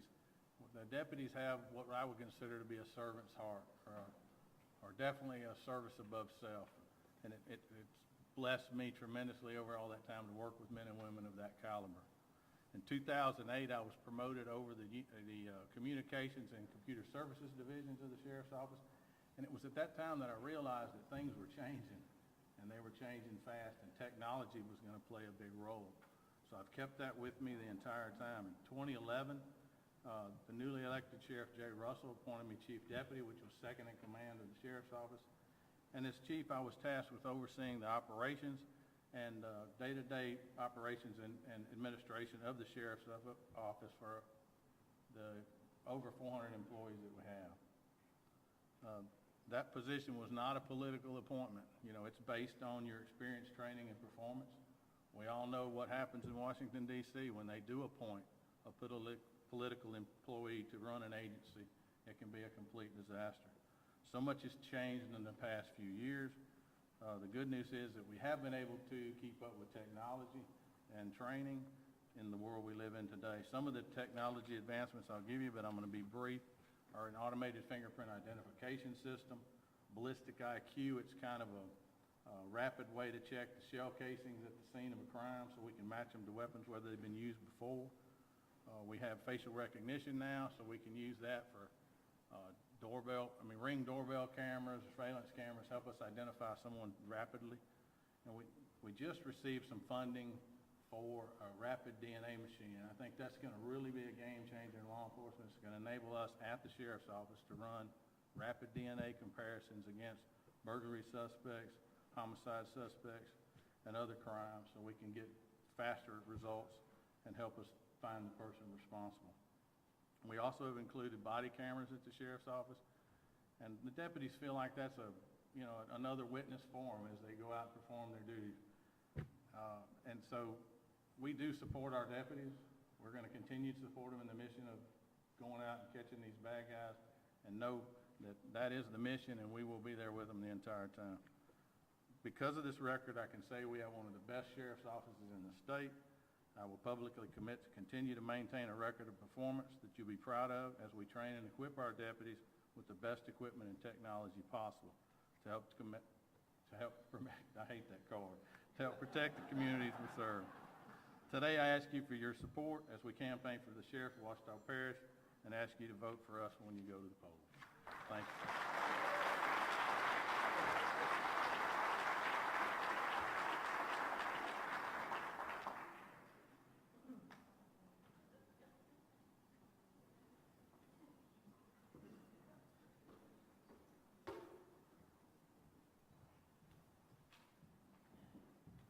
I might have to put this down. Can you hear me? Hi, I'm so excited to be here, and I want to thank RPEC for the invitation. I am Sabrina Racer, and I'm running for Ouachita Parish Clerk of Court. I have been a Republican since the Reagan years, and I am looking forward to getting my vision and message across. I have a table in the back, so I'm not going to waste too much time because I know there's other candidates here. Like Jeff Landry said, I picked up on this. Government works for the people, and that is what I'm looking forward to doing with our Ouachita Parish Clerk's Office. I am excited to be here.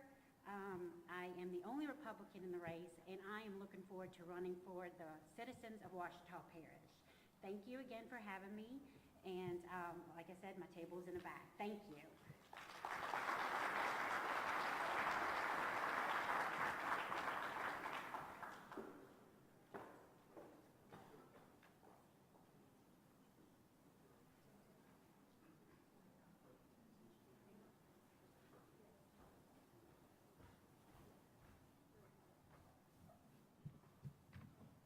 Thank you. Marty Maley up here quoting scripture got me thinking about my favorite one. It's Ecclesiastes 10:2. For those of y'all that don't know what it just says that the heart of the wise leans to the right. And so I felt that was appropriate here in this setting. I am Senator Stewart Cathy, represent Senate District 33.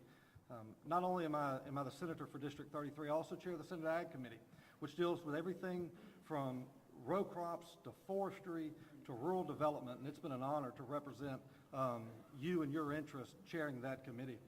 Along with that, this year we recreated the North Louisiana delegation. What that delegation does is it's a group of members from North Louisiana to make sure that we shift the focus from South Louisiana to North Louisiana. And I'm proud to say that as the co-chair of that, we have seen record investment in North Louisiana over the last 4 years. Senate District 33 is a gigantic district. It takes up 8 parishes from West Carroll to Webster. Geographically, it's larger than Delaware and Rhode Island combined, if you just want to put that into perspective. They've got 58 senators. District 33 gets 1. And I've been honored and privileged to be their one. I am a lifelong Republican. 4 years ago on the campaign trail, we coined a term called convenient conservatism. And that means that for far too long, we've seen people stand here and espouse conservative values only to go to Baton Rouge and throw them to the wind and not continue to represent the people as they said they would. And I'm proud to say that over the last 4 years, I've stood firm with my conservative principles. I'm the only person in this race who can say that they stood up to John Bel Edwards and fought for you. When John Bel Edwards and convenient conservatives killed legislation to ban sex changes for kids, I'm proud to say that I made the motion to revive that bill, and today, sex changes for kids are outlawed.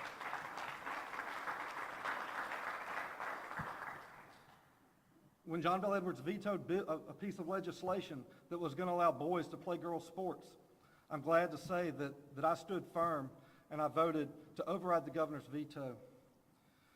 When John Bel Edwards tried to eliminate Congresswoman Julia Letlow's congressional district, I'm proud to say that I stood to override the governor's veto on that. I think that my conservative...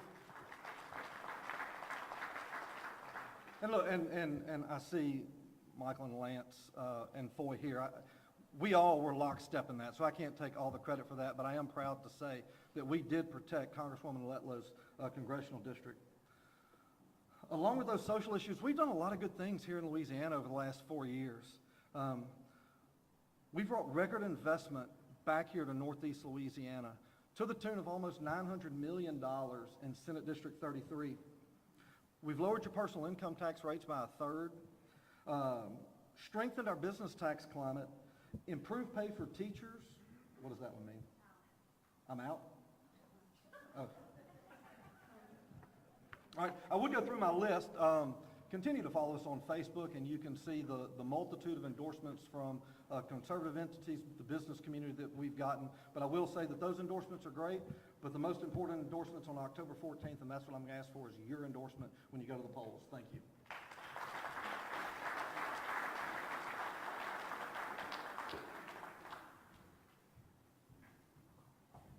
Good evening. First, I want to thank my wife for standing by my side in this journey, and also my mother, who's here tonight, that's instilled in me independence, responsibility, and respect. That's made me what I am today. For those of you that know me, I'm not a politician. I've never run for office. It hasn't been my lifelong dream to do so. What I am is a businessman and a job creator for 30 years with knowledge and experience of what this district consists of. I've spoken to hundreds of people in this district, and quite frankly, they're stressed and stretched out and want to see change in North Louisiana. That's why we need more business owners and leaders running this state that knows what it takes to make a payroll and it's actually ran a business. Our people must be rewarded with lower taxes.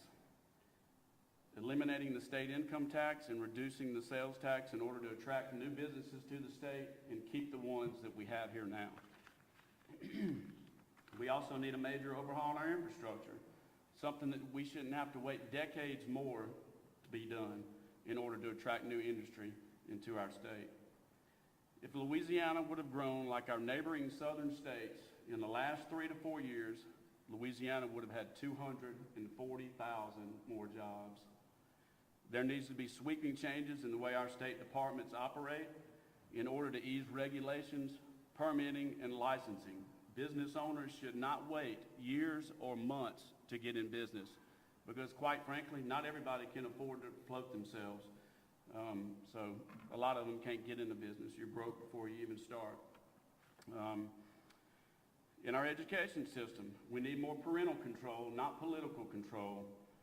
And we need to also reintegrate trade school classes. Not every child's going to college, but I want them equipped when they get out that they can get a job. On crime, we need major attention in dealing with our juveniles. I've spoken to every sheriff and every district attorney throughout this district. And the problem is there's no place to house these individuals. I'd like to see multiple detention centers built throughout our district, but also teach them a trade as well. So when they get out, they're equipped to get a job and not just get back on the streets. We need both leadership that work with the people and other elected officials in order to attract projects to North Louisiana. I'm not interested in getting bought off by the lobbyists or special interest groups. When this takes place, your vote doesn't matter. And that's a lot of what we've had going on in this position now. I will make myself accessible and available by taking your calls and calling you back because it's not about you. It's not about me, it's about you. If or when I'm elected, the first thing I will restore is dignity and confidence back to you, the people of this district and this state. Dignity meaning a state or quality worthy of honor and respect, and confidence meaning firm trust. I'm a conservative here at home, and as your next state senator, I will vote conservative in Baton Rouge. This is why I'm asking you to join me, because together we can make North Louisiana grow again. Thank you.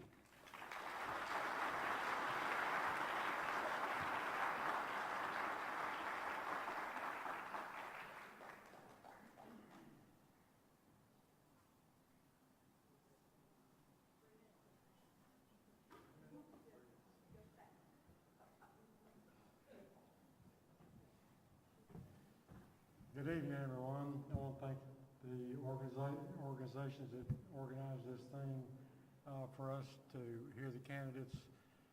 It's a great venue. My name's Floyd Gadberry. I represent District 15, which is Calhoun. It's not a municipality. There's no mayors. We're under the auspices of the Ouachita Parish Police Jury. My background is some of you know, some of you don't know. I've got a degree in architecture. I went to Louisiana Tech, and immediately after I received that degree, I got a civil engineering degree. At that time, which was in '79, I couldn't find a job in North Louisiana, so I had to go to Little Rock, Arkansas. I stayed in Little Rock for 20 months, then I came back to Louisiana in 1980. I've been here ever since, representing civic organizations around colleges, both colleges. I jokingly tell people, they say, well, when did you come to Tech? And I said, I came to Tech in 1957. And they kind of look at me and I say, well, I was only 3 years old. My dad was at Tech on the GI Bill. So I actually came to Tech in '72. But my focus has been, I sit on three committees. I'm probably one of the only House members that has 3 committees they sit on. Transportation, House and Government, and Municipal and Parochial. My expertise is in transportation. That's what I've done. I've designed bridges, roads, water systems, sewer systems all over North Louisiana. I bring a technical expertise to the legislature. Most legislators don't know what I'm talking about when I'm talking about construction and detention ponds and pressures on water systems and things like that, because that's not their forte. Likewise, I don't understand everything in the medical field, but I'm learning. I've focused on trying to educate legislature on both sides of the aisle on the aspects of infrastructure, the technical things that come up that they need to know about. One in particular is I was put on the electric vehicle task force. And in that task force, they kept talking about how we're going to tax electrical vehicles to get back our gas money that they're not buying, et cetera. I said, okay, let's equate 1 gallon of gas to how many kilowatts of power you're charging. Let's find that equation. Well, the equation is, it takes, for every 1 gallon of gas, it takes 9 kilowatts of electricity. So for every 9 kilowatts of electricity, they're going to be required to pay that 20-cent gas tax. You can equate it with anything. You can equate it with hydrogen, if that's the next fuel. You can equate so many pounds of hydrogen gas to so many gallons of gas. So it puts everybody on a level playing field. Nobody understands that, but I'm trying to get them to understand that. I am running for another term. I appreciate your vote come August 14th. Please support me. Thank you.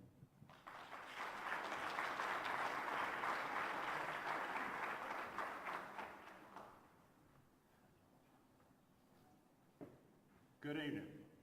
I'm State Representative Neil Reiser. I'm running for re-election in House District 20, which now encompasses part of the lower part of Ouachita Parish. Born and raised in Caldwell Parish. I've been a self-employed businessman for 39 years. This is my 16th year to serve in the legislature. And I have, if not, the most conservative voting records.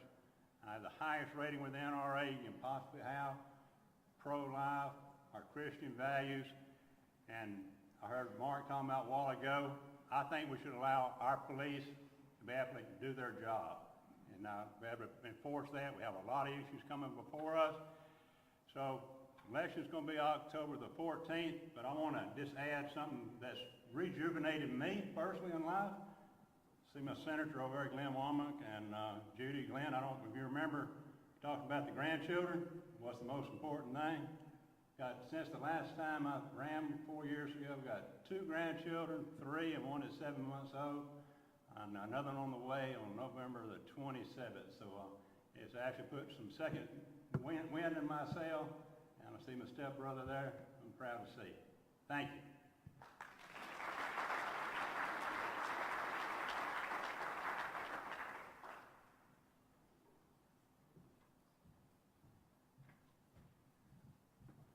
My name is Kevin Bates. I'm from Winsboro.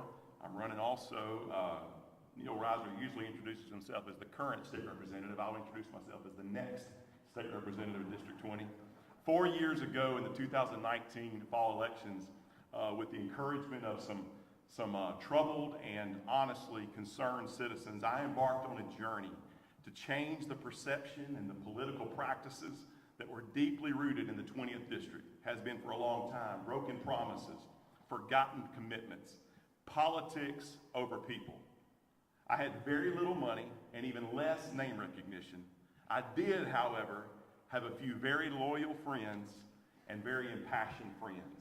And when the final vote was counted that fall, I had garnered 49.18% of the vote. 49.18% of the vote. And that was against a career politician who you just heard from, who had already served 12 years in the state senate in Baton Rouge. Someone who had thumbed his nose at the term limit legislation that he voted for, simply saying that law doesn't apply to me. He would outspend our campaign many times over. I chose not to accept money from the gambling groups and other groups who didn't have our state's interest at heart. The people had spoken very loud and clear. We are tired of politics in Louisiana as usual, especially in our district. And every day from that day until now, I continue to hear from those same wonderful people all the time, and they're simply saying, we're tired. We're tired of the politicians taking our vote for granted and then doing absolutely nothing for us once they get to Baton Rouge. They only care about themselves. I'm running for many reasons, but I'll just give you 2. Number 1, our families. My wife, Kayla, who I've had the joy of being married to for nearly 2 decades, who I've remained faithfully committed to that entire time, the vow that we made back then. Our children. And well, let me just say this about my wife. I've probably embarrassed her a couple of times, One time I know for sure when she had to face the town at the buffet line on Sunday afternoon after I'd preached a horrible sermon. I'm a pastor, by the way, full-time. I'll be a politician part-time. My children also, who have grown up in Louisiana and are growing up in Louisiana, attending public schools in Louisiana and hopefully continuing their education in one of our great universities and colleges here, and then hopefully begin to live out their dream here in Louisiana and their families.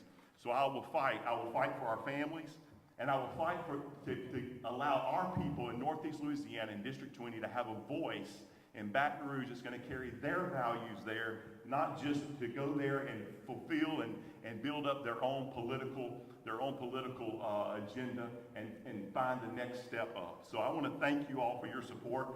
Only about 3 or 4 of you in this room can vote for us, because we just have a little small southern tip of the parish. But I want to thank you. God bless you. Thank you for allowing me to be here with you tonight. Kevin Bates, State Representative, District 20. God bless.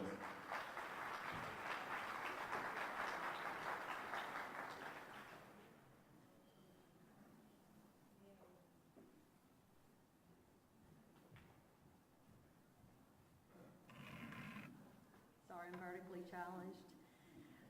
Good evening. I'm Tony Bacon, and I'm running for Ouachita Parish Police Jury District A. I was approached by business people and others in early June to consider running for this open seat. They believe that my involvement in the community and my banking experience of 29 plus years would be an asset to the police jury.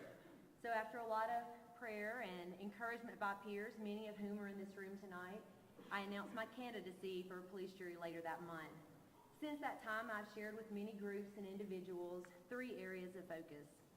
Number 1, communication.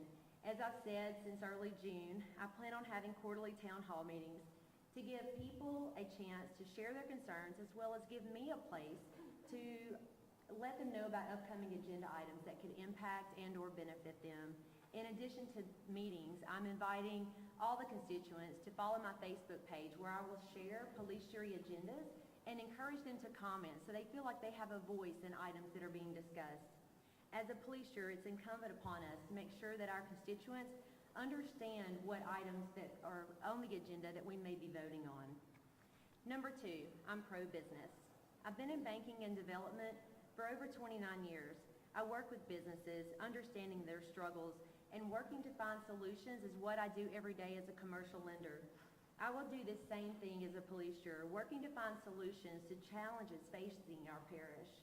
I also understand the need to attract new business to our area, and I want to work with our local mayors and chambers and our delegation to do just that.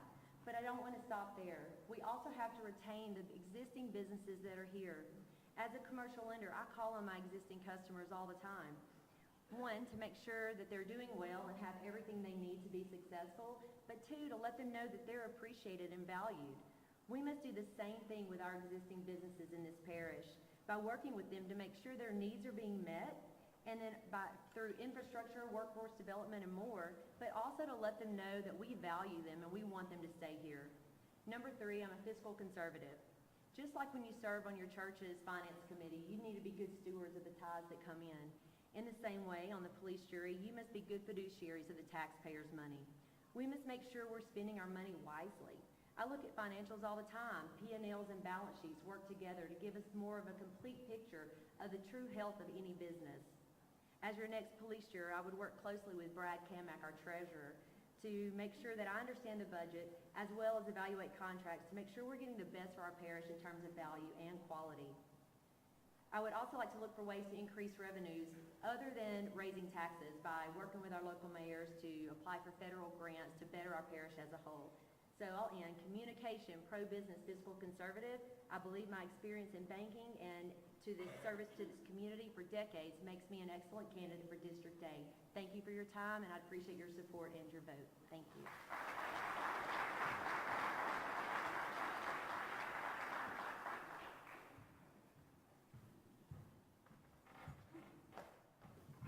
How's everybody?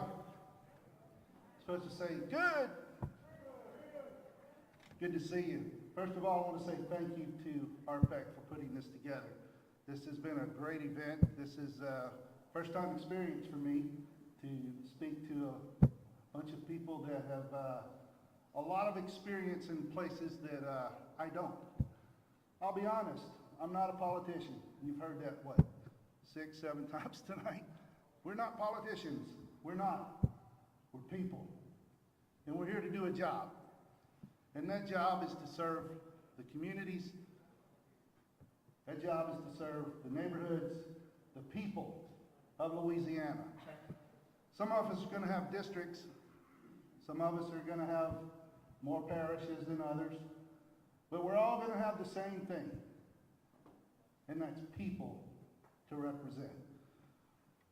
I'm here because I'm running for District A, Police Jury, Ouachita Parish. And I want to do exactly that. I want to represent the people. First of all, I want to listen. I can't do anything for the people unless I listen. Second, I got to work with others. Right now, I'm a regional manager with a major retailer. I have over 200 stores. That's 200 store managers. That's 10 to 12 district managers that call me every day. Not a day goes by that I don't get a phone call. I've had 3 tonight. Guess what I'm going to do when I leave here? I'm going to return those phone calls. Why? Because it's the people. That's the people that are calling me for direction. They're calling me because they need something. They're calling me because they have a desire to get something met. And they're calling me because they know that I can do it. So, if elected, when elected, I'm going to do that same thing for the people of Ouachita Parish District A. I'm going to listen. I'm going to respond. And I'm going to work with those who can help us accomplish the things that we need to see done in District A of Ouachita Parish. We've got roads that need to be fixed. We've got bridges that need to be repaired. We've got things that need to be done. I can't do it by myself. Jeff Landry said it best. We got to work together. I need to work with the state representatives. I need to work with the senators. I need to work with the treasurers. I need to work with the people that can help us get accomplished the things that we need accomplished in District A of Ouachita Parish. It's called teamwork. Because the acronym of TEAM is together, everyone achieves more. Thank you. Tim Hatton.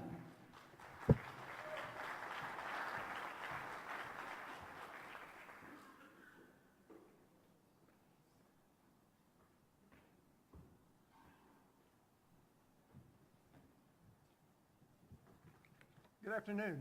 Let me introduce myself. I am Larry Bratton. Currently, I am the Police Jury District Representative of District C, which ultimately runs through the heart of Ouachita Parish. It starts up around the Morehouse Parish line, encompasses both sides of the river. The only district that encompasses both sides of the river. Very diverse district.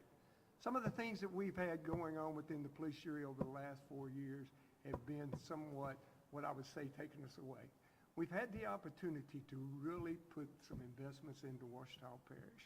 Some of our long-term investments, we're reaching out. Ouachita Parish Police Jury allocated $1.5 million to the Biomedical Research Innovation Park for multiple reasons. Number one is to grow our educational system. Number two is to make an economic development investment that ultimately brings our entrepreneurs that are located here closely, gives them the opportunity to come in and to get access to research and to other individuals who certainly can help them to move their projects forward, but also to help our children stay here in this region. You know, losing the kids and having to travel all the time to go see grandkids is not something that's real pleasurable. We want to be able to have the jobs here that are available for our children and our grandchildren as we move forward. So the biomedical research investment was certainly a huge, big investment. Some of the other investments that we're making in the community, of course, some of the biggest impacted communities within the region from the pandemic certainly were our senior citizens who were located out in some of the rural areas. We've invested almost $1 million with VCOM to put together 2 mobile medical units that will ultimately give us the availabilities to be able to reach out to all of those individuals in the rural parishes, or the rural aspects of the parish, to go out and to bring medicine or to bring health care out there to them. This is a great opportunity. What this does is it gives us the capabilities of not only being able to go and do some outreach with our elderly citizens outside of the metropolitan areas that have a hard time with transportation, but it also is an advantage to VCOM by giving their students the opportunity to get clinical time while they're doing that. These medical mobile units can also be something that would be dispatched to any type of an emergency that we may have around. Certainly, we have made ourselves, and we've strategically planned within the parish to make sure that we're making ourselves the place when refugees from down south ultimately have a place to come, and we've got all the amenities and all the different services that they're going to need here. We really look forward to that. After last year's hurricanes, some of the comments that we got from some of the southern areas on what a great job was done here by the individuals within Ouachita Parish was just really, really amazing. Look, the Ouachita Parish Police Jury, I know that a lot of people don't really understand all of the different functions that we do, but we really touch a lot of things in everyone's life. So thank you very much. Please consider Larry Bratton for District C, Ouachita Parish Police Jury.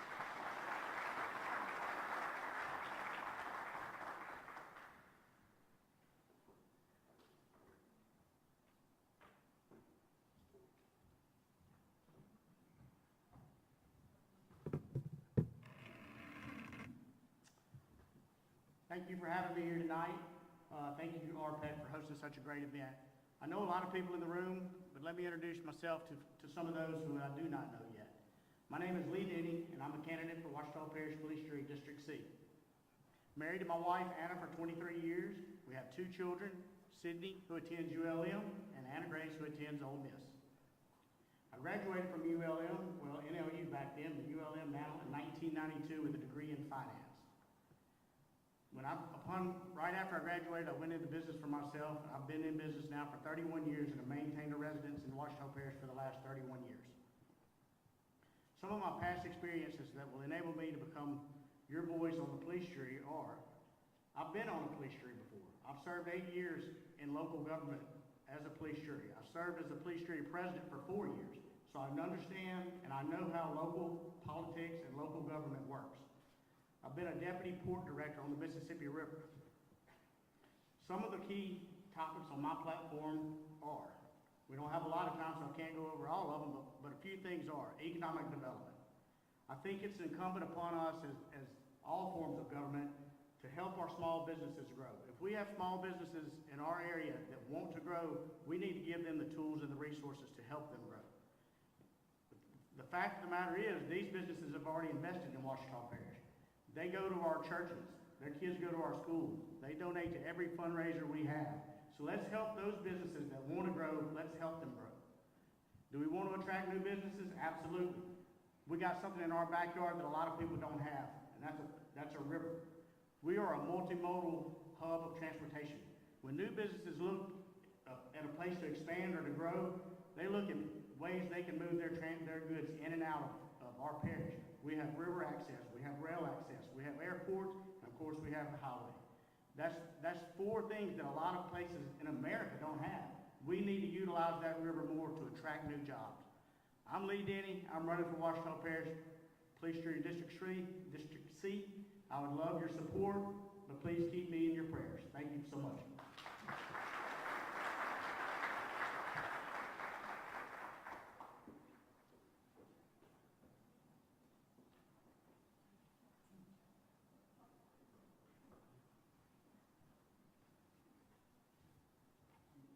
Good evening, guys. Politician with 16 years experience, and I get 30 seconds, 3 minutes. What do I get? I've been getting text and advice here in the last 10 seconds about, hey, I know how you can do it. You know, you're the only thing between us and dinner. Just go up there and end it all. Get everybody out of here.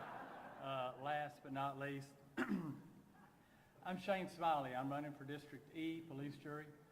I have served on the police jury for 16 years. I'm seeking re-election to my 5th term.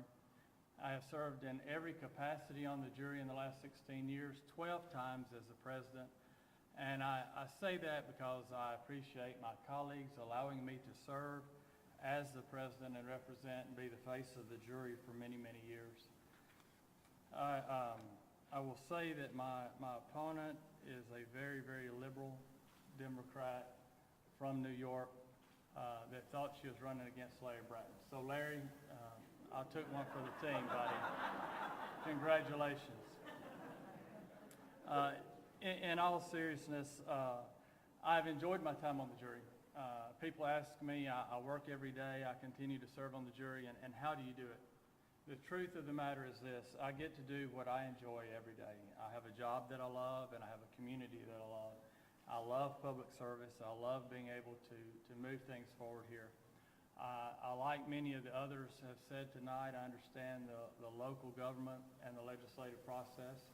I think that my terms and my time on the jury speak for themselves. When I was first elected to the jury, people were getting indicted and going to jail. So, we've come a long way, baby.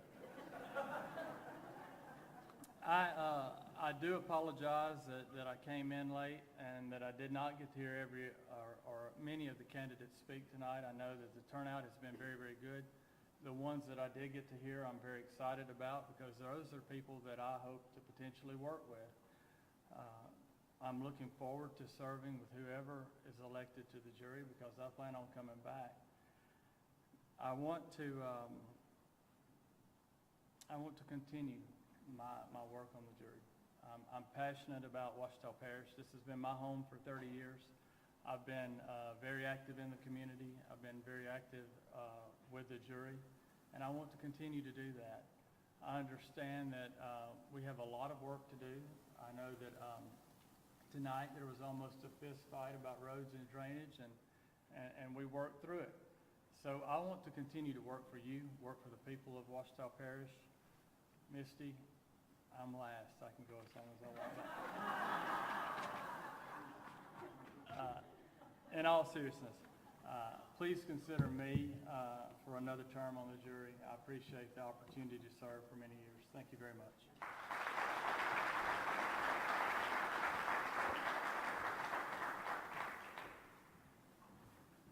Wow, what a great night. So if anybody had any question how important tonight was, I think that has been answered. From the people coming in from South Louisiana that took their time and drove 3.5, 4 hours to come visit with North Louisiana, we are now going to start making a difference. They're going to hear us. They saw the turnout tonight, and they want to be a part of it, I can assure you. Please, before you leave, stop by any of the booths along the edge, sign up for any candidate that you want to help, grab some of the swag, the balloons and pins and cups and hats and stuff like that. And again, our heartfelt thanks for you showing up tonight and supporting the Republican Party of Ouachita Parish. What a great night it has been. Thank you, and be safe going home.